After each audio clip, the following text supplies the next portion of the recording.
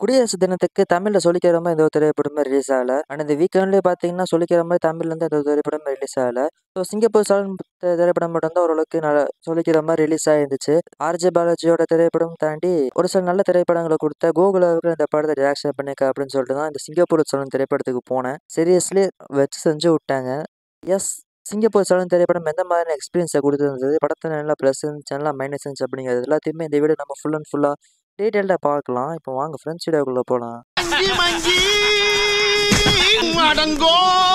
Video click பண்ணி உள்ள வந்திருக்கிற நண்பா நண்பிகளுக்கு வணக்கம். சேனல் இப்போ தான் ஃபர்ஸ்ட் டைம் பார்க்குறீங்கன்னு சப்ஸ்கிரைப் பண்ணி வச்சுக்கோங்க.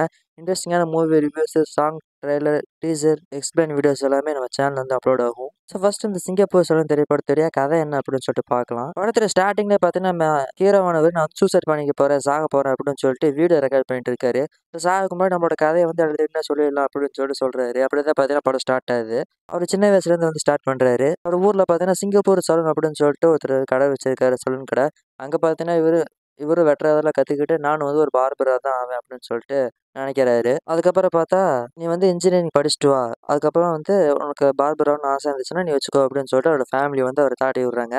அதுக்கப்புறம் இன்ஜினியர் படிச்ச பிறகும் நான் தலைகீழாக தான் குதிப்பேன் அப்படிங்கிற மாதிரி நான் சலூன் கடை தான் ஆரம்பிப்பேன் அப்படின்னு சொல்லிட்டு சலூன் கடை வைக்கிறாரு.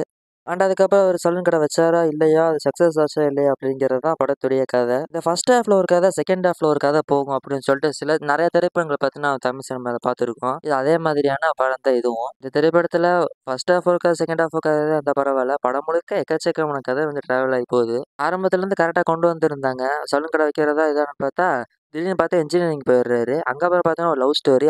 அந்த லவ் ஸ்டோரி ஃபெயில் ஆயிருது. அதுக்கப்புறம் மறுபடியும் கதைக்குள்ள வந்து சலூன் கடை ஆரம்பிக்கிறாரு. மறுபடியும் பார்த்தீங்கன்னா வேற ஒரு கதைக்குள்ள போய் ஜாயின் பண்றாங்க.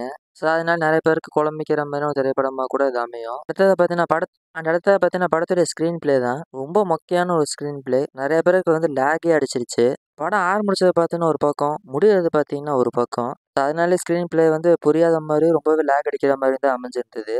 அடுத்தது பார்த்தீங்கன்னா ஆர்ஜே பாலாஜியோட ஃபேஸ்லேருந்து எந்த ஒரு ரியாக்ஷனுமே பார்த்தீங்கன்னா வரல. எல்லாத்துக்குமே ஒரே மாதிரி ரியாக்ஷனு, ஒரே மாதிரி தான் நடிக்கிறாரு. ஒரு ஃபேஸ் எக்ஸ்பிரஷனே பார்த்தீங்கன்னா அவர் மூஞ்சில இல்ல. ஸோ அதனாலே அவரோட கேரக்டர் பார்த்து நமக்குள்ள செட்டே ஆகல. ஸோ படத்துல மெயினா எடுத்துக்கிட்டாலும் இந்த ஹீரோ கேரக்டர் தான் நம்ம எல்லாருக்குமே செட் ஆகணும். ஆனா அதுவே பார்த்தா டிசப்பாயின்மெண்ட் குடுத்துச்சுன்னா, அப்ப படமே பார்த்தா டிசப்பாயின்மெண்ட் குடுத்துரும். ஸோ அந்த மாதிரி தான் பார்த்தீங்கன்னா இந்த ஒரு திரைப்படமும் அமைஞ்சிருக்கு. அடுத்தது பார்த்தீங்கன்னா படத்துல இவங்க எடுத்துக்கிட்ட கதைன்னு எடுத்துக்கிட்டா நல்ல கதை. இது நல்லாவே டெவலப் பண்ணியிருக்கலாம். ஆனா இவங்க கதைக்குள்ள கதையா வச்சு கொண்டு போனாலேயே ரொம்பவே ஒரு மொக்கையான ஒரு திரைப்படமாவே அமைஞ்சிருச்சுங்க. இன்னமும் நல்லா டேரக்டர் கோகுல் அவர்கள் ரைட்டிங் பண்ணியிருக்கலாம். ஏன் இப்படி வந்து பண்ணாரு அப்படின்னு சொல்லிட்டு எனக்கு தெரியல. சரி என்ன ப்ரோ படத்துல என்ன ஒரு பிளஸ் கூட இல்லையா அப்படின்னு சொல்லிட்டு கேட்பீங்க. இருக்குது, ஒரு சில பிளஸ் பாயிண்ட் இருக்கு. கேமியோ வந்திருந்த அரவிந்த் சாமி, நம்ம லோகேஷ் கனகராஜ், ஜீவா எல்லாருமே நல்லா பண்ணியிருந்தாங்க. ரொம்ப பெருசா இல்ல. ஆனா படம் போன இதுக்கு அவங்களாச்சும் வந்தது நல்லா இருந்துச்சு அப்படிங்கிற மாதிரி தான் இருந்துச்சு. எஸ்பெஷலி அரவிந்த் சாமி வந்துட்டு சாமியா வராரு. அவர் வந்து சாமியா வரும்போது நம்ம ஹீரோ பார்த்து அந்த அளவுக்கு பாதிக்கப்பட்டிருக்கணும்ல. அந்த அளவுக்கு நல்லா பாதிக்கப்பட்டிருக்க மாதிரி தான் காமிச்சிருக்காங்க. ஆனா இன்னும் கொஞ்சம் பெட்டரா காமிச்சிருந்தா நல்லா இருந்திருக்கும். ஆனா படத்தோட கம்பேர் பண்ணும்போது அது எவ்வளவோ பரவாயில்லங்க. அடுத்ததா பார்த்தீங்கன்னா, படத்துல இருந்த சாங்ஸ், பிஜிஎம்லாம் நல்லா இருந்துச்சு. சாங்ஸ்ல பார்த்தீங்கன்னா, இந்த சீன் வரும்போது அந்த படத்துக்கு கூட ஏத்த மாரி தான் வச்சிருக்காங்க. ஸோ அதனால பார்த்தீங்கன்னா, பாட்டு வர்றது தெரியாது. ஒரு மாரி நல்லா ஃபீல் குட்டா இருக்கும். பிஜிஎம்மும் பார்த்தீங்கன்னா, அதே மாரி தான் ஃபீல் குட்டான ஒரு பிஜிஎம் தான் இருக்கும். ஸோ அதனால அந்த பிஜிஎம் கூட நல்லா நம்மளால கனெக்ட் ஆக முடியும். அதெல்லாம் பார்த்து நல்லா இருந்துச்சு. அண்ட் அடுத்தது நம்ம சத்யராஜ் அவர்கள் ரொம்ப சூப்பரான ஆக்டிங் குடுத்திருந்தாரு. ஃபர்ஸ்ட் ஹாஃப்ல நல்லாவே காமெடி இருந்துச்சு. அவரையும் பார்த்தீங்கன்னா சரியா யூஸ் பண்ணல படத்துல. அதான் பார்த்தீங்கன்னா பிரச்சனை. நம்ம சத்யராஜ் அவர்கள் வந்து ஃபர்ஸ்ட் ஹாஃப்ல ரொம்ப சூப்பரா பண்ணிட்டு இருந்தாரு. ஆனா அவர பார்த்தீங்கன்னா செகண்ட் ஹாஃப்ல நல்லாவே யூஸ் பண்ணல. அப்படியே விட்டாங்க. ஸோ அதுவரைக்கும் அவர் யூஸ் பண்ண வரைக்கும் ரொம்பவே நல்லா இருந்துச்சு.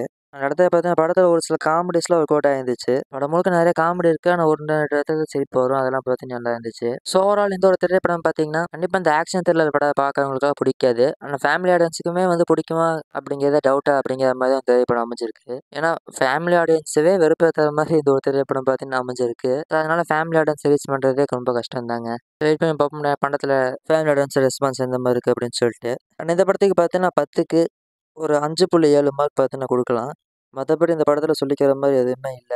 நீங்க இந்த சிங்கப்பூர் சலூன் திரைப்படத்த பார்த்திருந்தீங்கன்னா, உங்களுக்கு எந்த மாரி எக்ஸ்பீரியன்ஸ குடுத்தது அப்படிங்கிறத மறக்காம கமெண்ட்ல கூட ஷேர் பண்ணுங்க. நான் எது பிளஸ், மைனஸ்லாம் எதுவும் விட்டுருந்தேன்னா, அதையும் மறக்காம கமெண்ட் பண்ணுங்க. அண்ட் இந்த வீடியோ உங்களுக்கு பிடிச்சிருந்துச்சுன்னா, லைக் பண்ணுங்க. உங்க ஃப்ரெண்ட்ஸும் பார்க்கணும் அப்படின்னா அவங்களுக்கு ஷேர் பண்ணுங்க. அண்ட் மறக்காம சங்கி மங்கி ரிவ்யூ சேனல் சப்ஸ்கிரைப் பண்ணி வச்சுக்கோங்க.